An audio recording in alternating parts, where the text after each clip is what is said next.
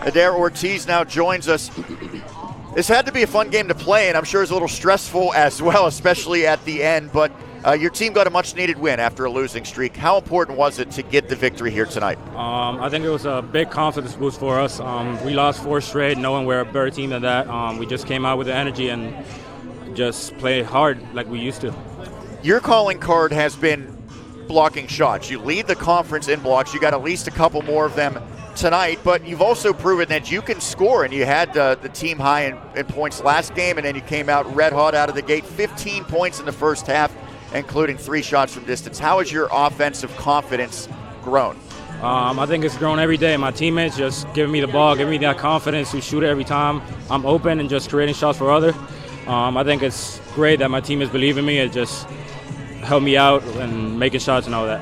A lot of your three-pointers seem to come after you set a screen and then you pop out. So I'm sure that it's important that you set good screens. How much does your coaching staff stress that aspect of your play? I think in practice every day, that's what we work on for at least half an hour or 45 minutes. Just skill work, making sure the guards comes off shoulder to shoulder so I don't get an illegal screen. So a lot of credit to them too, giving me the ball and making me get open too. We talk about you blocking shots. Obviously, you have great size. That's a big part of it, but there's also, I'm sure, some skill that goes into it and some natural ability. So what has made you so good as a shot blocker? I think back home in Puerto Rico, it's a lot of smaller guys than me, so it's allowed me to be a better shot blocker, and just it's all about time. And so I've improved my timing over time back home.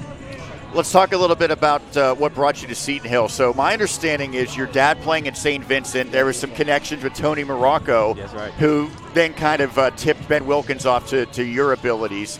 So was it something that you had always intended to come to the United States to play college basketball? How did that whole process unfold? Yeah, I always intended to come to the USA and play basketball. It was always a dream of mine. My dad did it, and I wanted to do it too.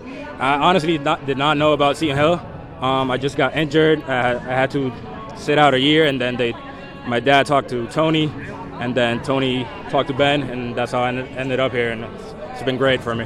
What has been the biggest transition outside of basketball? Obviously, I'm sure dealing with snow and 20-degree temperatures is probably chief amongst that, but how have you transitioned here to Western PA? Yeah, I haven't really lived in the snow. I lived away from my house from almost like I was 14, but probably the biggest adjustment is the college life. I now I'll do everything by myself, and then the snow is a big factor. I love the hot, just now I got to be in the snow now. Well, a little cold outside, but you were hot shooting tonight. Edir, thanks so much for doing this. Congrats on the great performance. Thank you, guys. Yeah, thank you.